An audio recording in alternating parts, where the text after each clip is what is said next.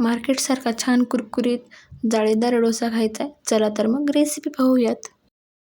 एका भांड्यामध्ये 3 वाटी रेशनचे तांदूळ घेतले, 1 वाटी उडीद डाळ घेतली आणि अर्धा वाटी पोहे घेतले आणि अर्धा वाटी साबुदाणा घेतला.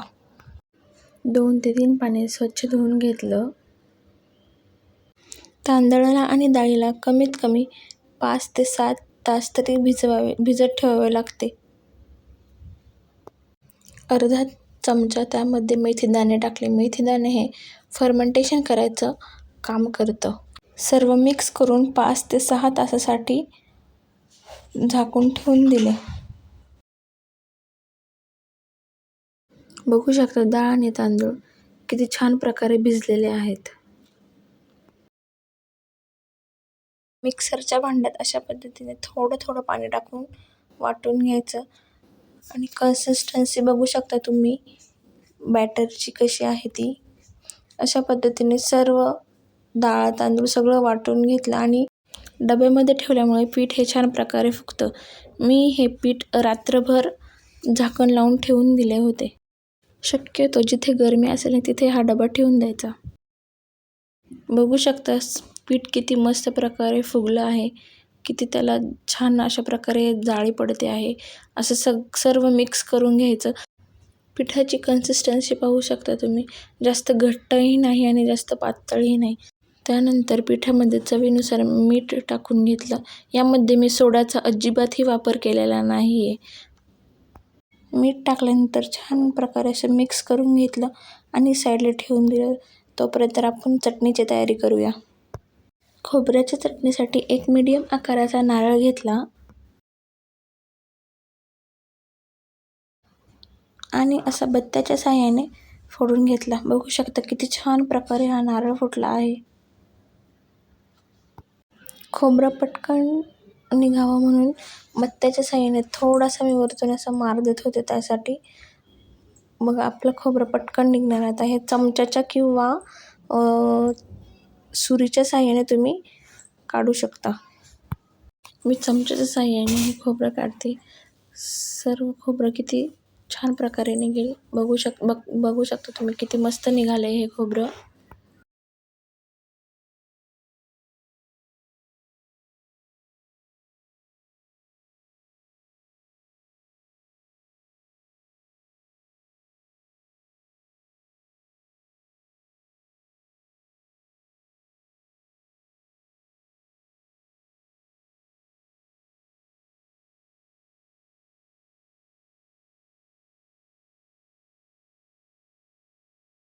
अशा प्रकारे सर्व खोबरं मी काढून घेतलं आणि स्वच्छ पाण्याने त्याला धुवून घेतलं.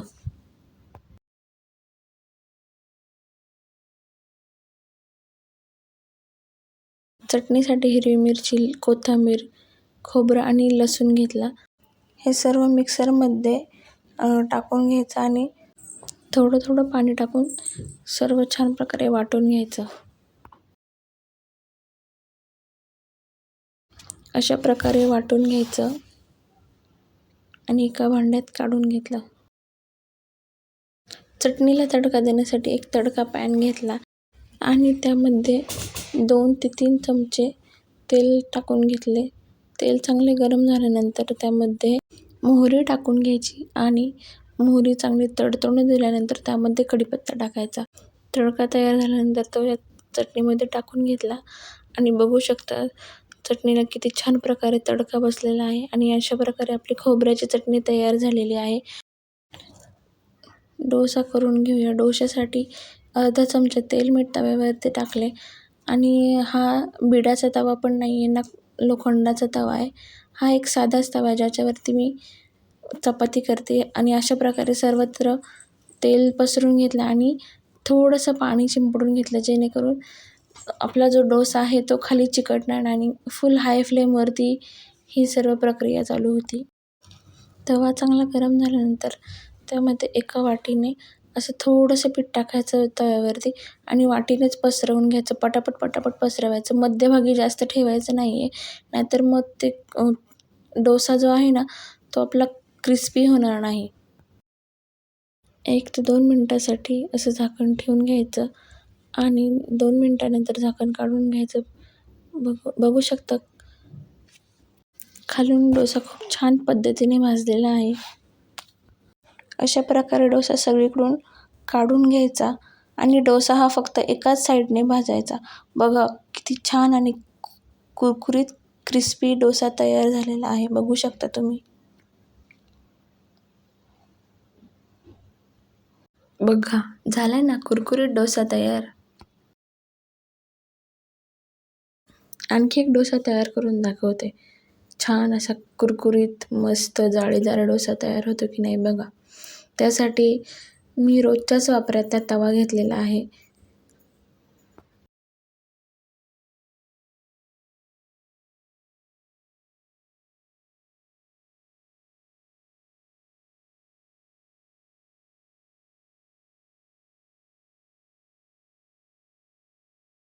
बघा किती छान खरपूस भाजलेला आहे डोसा. आणि एक विशेष म्हणजे मी पहिल्यांदा जेवढं तेल लावलं तेवढंच तेल लावले. पुन्हा मी थोडंही तेल डोशासाठी वापरले नाही. बघा किती छान मस्त असा डोसा तयार झालेला आहे. एकदा करून बघा छान असा मस्त डोसा. रेसिपी आवडली असेल तर सबस्क्राईब, लाईक आणि कमेंट करा. धन्यवाद.